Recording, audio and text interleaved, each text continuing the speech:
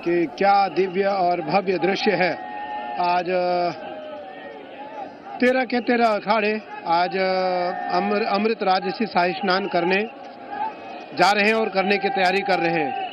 सबसे पहले महानिर्वाणी ने नहाया, महानिर्वाणी के बाद निरंजनी पंचायती श्री निरंजनी अखाड़ा और तपोनिधि हमारे साथ जो हमारा एक अखाड़ा है आनंद अखाड़ा, दोनों अखाड़े ने संयुक्त रूप से निरंजनी के साथ हमारे आनंद अखाड़े ने स्नान किया और पूरे हमारे नागांव के साथ सन्यासियों के साथ हमारे निशान देवता और हमारे सभी सेक्रेटरी श्री महंत महामंडलेश्वर मंडलेश्वर सबने आज संगम पर आकर के हमने डुबकी लगाया। हमने राजसी अमृत राजसी शाही स्नान किया और हमने अपने देवताओं का पूजन किया, हमने गंगा का पूजन किया, हमने भगवान शिव का पूजन किया, हमने महादेव का पूजन किया, हमने भगवती का पूजन किया, हमने गंगा यमुना सरस्वती का पूजन करके भगवान सूर्य को अर्घ दिया, भगवान सूर्य को नमस्कार किया क्योंकि ब्रह्म मुहूर्त का समय है।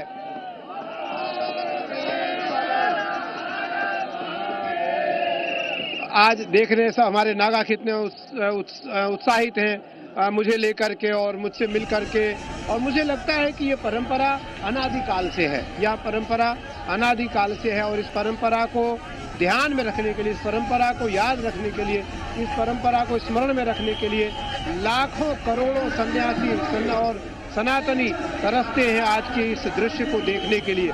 तो इसलिए आज हम सब अत्यंत आह्लादित हैं और आज हमारा तीसरा अमृत राजसी शाही स्नान हुआ। सबसे पहले मकर संक्रांति को था, मौनी अमावस्या था और आज बसंत पंचमी को हमारा स्नान हुआ। मैं विशेष करके योगी आदित्यनाथ जी को बधाई देना चाहूँगा, धन्यवाद देना चाहूँगा कि उन्होंने सभी 13 के 13 अखाड़ों के लिए जो दिव्य भव्य और सुंदर व्यवस्था कराई, मैं उसके लिए सरकार का आभारी हूँ, सरकार को बधाई देता हूँ। आचार्य होने के नाते लाखों हजारों और करोड़ों अगर कह सकते हैं तो कम नहीं है, तो करोड़ों अतिशुक्ति नहीं होगी, करोड़ों अनुयायियों का प्रतिनिधित्व करता हूं और आज उन सब की जो प्रसन्नता है उसका मूल केंद्र हमारे योगी आदित्यनाथ जी हैं, आदरणीय प्रधानमंत्री नरेंद्र मोदी जी हैं और हमारे अत्यंत प्रिय गृह मंत्री आदरणीय अमित शाह जी हैं। मैं बताना चाहूँगा देश और परंपरा के उन लोगों को जो सनातन को नहीं मानते, जो सनातन को नहीं समझते, उनको इस महाकुंभ के शाही स्नान से सीख लेनी चाहिए कि आज भी सनातन साधुओं के साथ है और साधु सनातनियों के साथ है। आज एक एक आचार्य के साथ करोड़ों करोड़ लोग हैं, करोड़ों करोड़ लोग हैं, करोड़ों अनुयायी है एक एक आचार्यों के।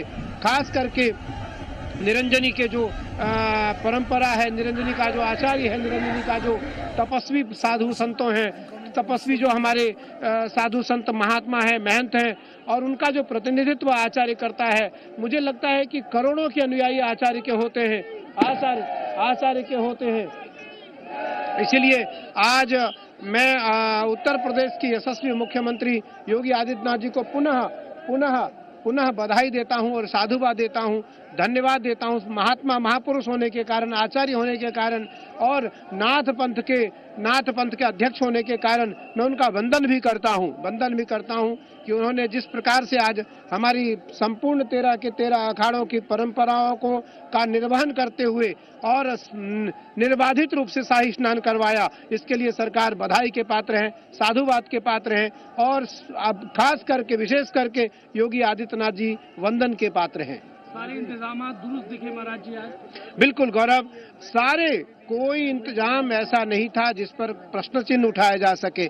आपने देखा केवल निरंजनी और आनंद अखाड़े के ही लोग थे वहाँ, क्योंकि कोई पैरामिलिट्री फोर्स था, सीआरपीएफ था, आरपीएफ था, पीएसी थी, उत्तर प्रदेश पुलिस थी, अर्धसैनिक सुरक्षा बल था। मुझे लगता है कोई ऐसी सेना नहीं थी जो ना हो साधुओं की रक्षा के लिए, साधुओं की सुरक्षा के लिए। इससे बड़ी व्यवस्था और क्या हो सकती है।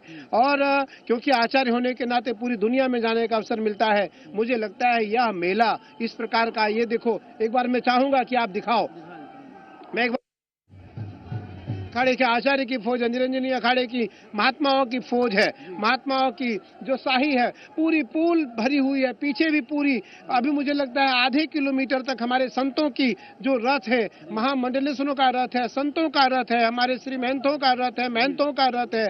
मुझे लगता है संभव है। इसलिए किसी प्रकार का कोई भी आक्षेप अगर सरकार पे लगाता है तो वो कतिपय असत्य है।